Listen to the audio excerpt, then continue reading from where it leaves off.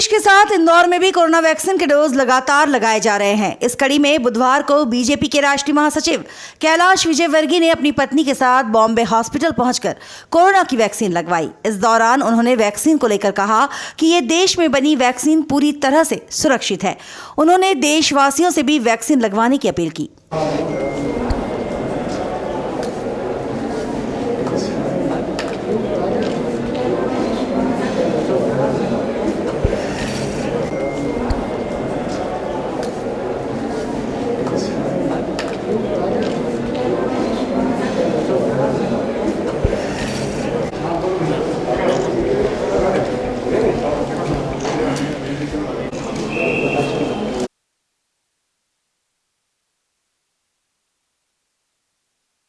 इस दौरान कैलाश विजयवर्गीय ने मीडिया से चर्चा करते हुए बंगाल चुनाव सहित अन्य विषयों पर अपनी बात रखी।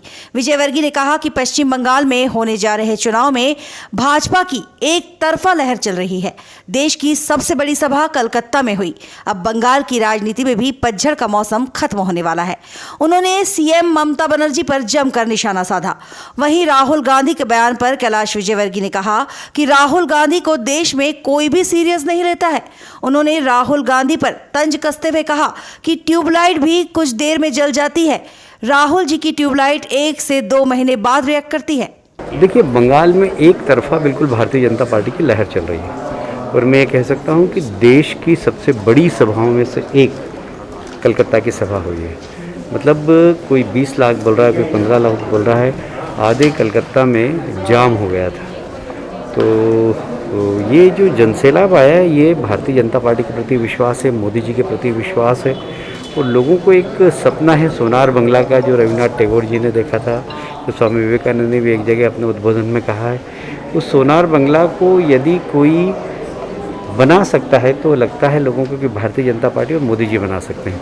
और इसीलिए सारे बंगाल के अंदर एक लहर चल रही है भारतीय जनता पार्टी। लोगों को लगता है कि यदि कोई पार्टी है ऐसी और कोई नेता है ऐसा, तो मोदी जी है, और पार्टी है तो भारतीय जनता पार्टी।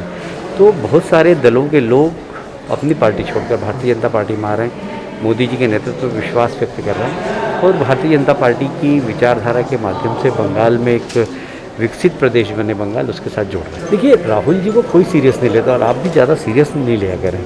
अब बताइए कि ट्यूबलाइट तो भी थोड़ी देर में जल जाती है, पर राहुल जी की ट्यूबलाइट कितने दिनों बाद जली? जब आ गए, महीनों हो गए, उसके बाद जब उन्होंने बयान दिया।